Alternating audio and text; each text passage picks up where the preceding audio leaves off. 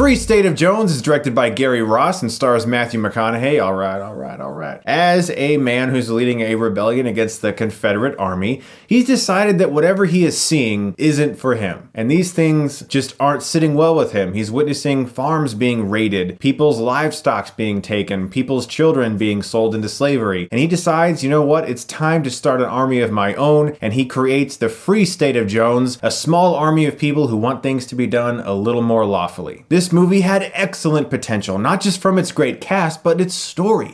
This is a story that at its core could be so compelling, so emotionally resonant, so exciting, so dramatically riveting and moving. And it's none of those things. As I drove home from this screening, I thought of the best way that I could describe this movie to you guys.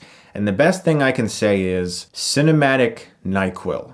There's no ifs, ands, or buts about it. Free State of Jones is an extremely boring film. The compelling story at its core is reduced to a series of funeral speeches, war speeches, other speeches.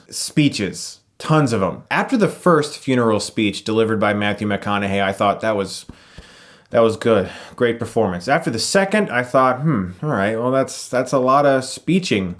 After the third, this movie is nothing but fucking speeches. If potential could make a great film, then this is a great film. There is so much they could have done with this story. Whenever something compelling happens or exciting or intense, it's over almost instantaneously. And the film just can't escape feeling like a History Channel original movie. It's very educational, it's very sermon-y, there's a lot of preaching going on, and it's unfortunately bogged down by all of those elements. And the best thing that rises out of that is a great lead performance by Matthew McConaughey, and in fact, a great performance by its entire cast. I'm gonna try not to butcher this, but Mahershala Ali is fantastic in the film, as is Gugu Mbatha-Raw. Please forgive me if I ruined your names, but you were both uniformly excellent in this movie, as was Keri Russell. All the performances were very good. It's just that the movie can't escape this incredible feeling of made for television. According to IMDb, the budget for this movie was $65 million.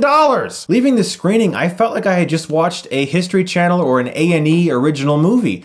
And this is $65 million, people. And it's told in such a small, confined way, and the only thing that can really rise above this movie's limitations are the performances. I found Free State of Jones to be a long, boring, visually murky, and drab film that went on for way too long, with nothing really to offer aside for some good performances and a strong opening that divulges into a series of sermonizing moments of preaching over and over again, and speeches and nothing but speeches. I'm gonna give Free State of Jones a D+.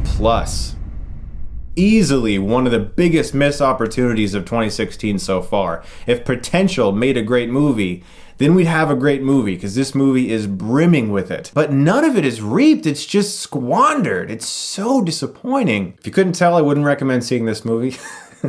Guys, thank you so much as always for watching, and if you like this, you can click right here and get Stuckmanized.